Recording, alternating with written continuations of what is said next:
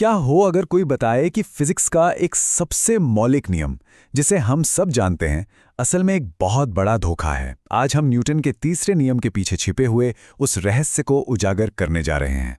ये एक ऐसा सवाल है जो इस नियम को एक पहेली बना देता है। मतलब, अगर हर एक्शन के लिए एक बराबर और उल्टा रिएक्शन होता है, तो फिर कोई भी चीज हिल कैसे सकती है? क्या हर फोर्स को तुरंत ही कैंसिल नहीं हो जाना चाहिए, जिससे यूनिवर्स में हर चीज हमेशा के लिए एक जगह जम जाए? ठीक है, तो चलिए इस नामुमकिन से लगने वाले धोखे की तह तक चलते हैं। इसका जवाब एक बहुत ही आम सी गलतफहमी में छिपा हुआ है। लगभग सभी ने इस नियम के बारे में सुना तो है, लेकिन इसका असली मतलब अक्सर हमें कंफ्यूजन में डाल देता है। ये एक ऐसा विरोधाभास है जो पहली नज़र में तो मूवमेंट को ही नामुमकिन बना देता है। तो चलिए इस उलझन को दूर करते हैं और समझते हैं कि न्यूटन असल में कहना क्या चाहते थे। असली नियम किसी के सोचे हुए से कहीं ज्यादा आसान और कमाल का है। यह है इसकी क्लासिक आसान सी परिभाषा, जिसे हम सब ने स्कूल में पढ़ा है। सुनने में तो काफी सीधा साधा लगता है ना? लेकिन असली खेल, असली रहस्य इसके डिटेल्स में छिपा है। न्यूटन के अपने शब्दों में ये कानून दो चीजों के बीच एक पारस्परिक क्रिया के बारे में है। मतलब, ये कोई एक तरफा घटना नहीं है, बल्कि दो बॉडीज के बीच एक डांस की तरह है, फोर्सेस का एक जोड़ा। और यहीं से सबसे बड़ी गलतफहमी शुरू होती है, ये सोचना कि ये फोर्सेस एक दूसरे को कैंसिल कर देते हैं। चलिए इस मिथक को हमेशा के लिए तोड़ते हैं। यही तो इस पहेली का जड़ है। अगर फोर्सेस बराबर और उल्टे हैं, तो उनका कुल योग तो 0 होना चाहिए और कुछ भी नहीं हिलना चाहिए।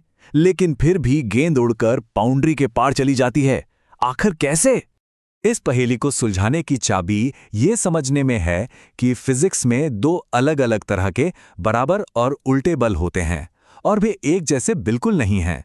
सब कुछ इस बात पर निर्भर करता है कि वो बल किस चीज पर लग रहे हैं। पहले आते हैं संतुलित बल। ये दो अलग अलग बल हैं जो एक ही वस्तु पर काम कर रहे हैं। जैसे इस लटकते हुए सेब को देखिए, ग्रेविटी उसे नीचे खींच रही है और तना उसे ऊपर। क्योंकि ये दोनों बल एक ही सेब पर हैं और बराबर और उल्टे हैं, वे एक दूसरे को कैंसिल कर देते हैं। नतीजा, सेब अपनी जगह पर स्थिर रहता है। तो सबसे जरूरी बात यह है, न्यूटन का तीसरा नियम एक्शन रिएक्शन फोर्सेस के बारे में है, और ये बल हमेशा दो अलग अलग चीजों पर काम करते हैं। पृथ्वी सेब को खींचती है और सेब पृथ्वी को खींचता है।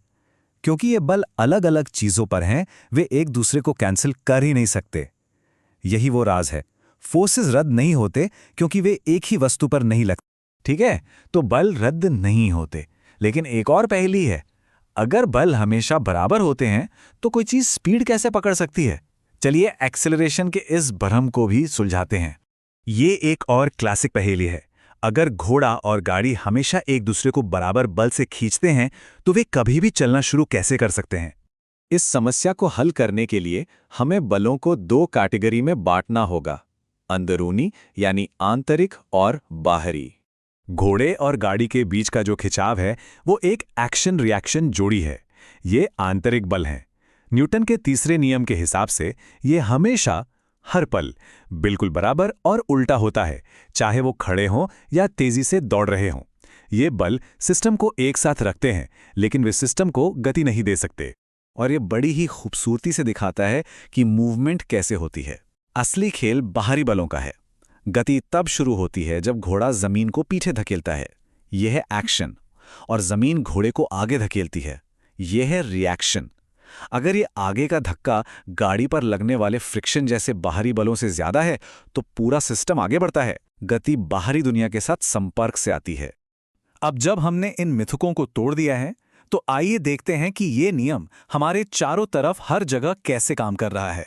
हम जो हर कदम उठाते हैं, वो न्यूटन के तीसरे नियम का एक जीता जागता सबूत है। हम जमीन को पीछे धकेलते हैं और ये जमीन ही है जो हमें आगे धकेलती है। हम सचमुच इस ग्रह को धक्का देकर चलते हैं। यही चीज स्पेस ट्रैवल का आधार है। रॉकेट गैस को नीचे धकेलता है और गैस रॉकेट को ऊपर। और पता है, इसीलिए रॉकेट अंतरिक्ष के वैक्यूम में भी काम करते हैं। उन्हें धकेलने के लिए हवा की जरूरत नहीं होती, वे खुद को धकेलते हैं। ये इतना ही आसान और शक्तिशाली है। चाहे तैरना हो, गाड़ी चलाना हो या उड़ना हो, हर जगह एक ही सिद्धांत काम करता है। गति हमेशा एक एक्शन रिएक्शन जोड़ी के जरिए ही होती है। लेकिन ये नियम सिर्फ चलने और तैरने से कहीं ज्यादा बड़ा है। ये हमारे ब्रह्मांड के एक गहरे मौलिक सिद्धांत की ओर इशारा करता है, ब्रह्मांडीय संतुलन का सिद्धांत। फिजिक्स में एक और बहुत गहरा नियम है जिसे संवेग संरक्षण का नियम कहते हैं। मोमेंटम या गति की मात्रा किसी वस्तु के मास और वेलोसिटी का माप है। ये नियम कहता है कि एक बंद सिस्टम में कुल मोमेंटम हमेशा एक जैसा रहता है। तो सबसे जरूरी बात यह है, ये दोनों नियम असल में एक ही सिक्के के दो पहलू हैं।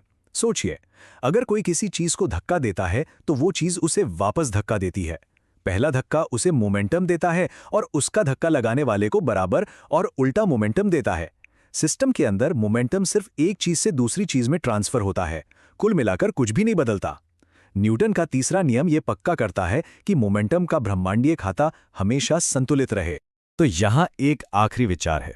न्यूटन के तीसरे नियम के अनुसार जब हम आगे बढ़ने के लिए जमीन को पीछे धकेलते हैं तो पृथ्वी भी असल में पीछे हटती है। तो हम उसे हिलते हुए महसूस क्यों नहीं करते? इसका जवाब न्यूटन के दूसरे नियम में है, F बराबर ma। बल बराबर है, लेकिन पृथ्वी का द्रव्यमान इतना विशाल है कि उसका त्वरण लगभग 0 होता है। यह एक विनम्र कर देने वाला विचार है जो दिखाता है कि कैसे एक सरल नियम बल, द्रव्यमान और त्वरण को जोड़कर पूरे ब्रह्मांड को नियंत्रित करता है।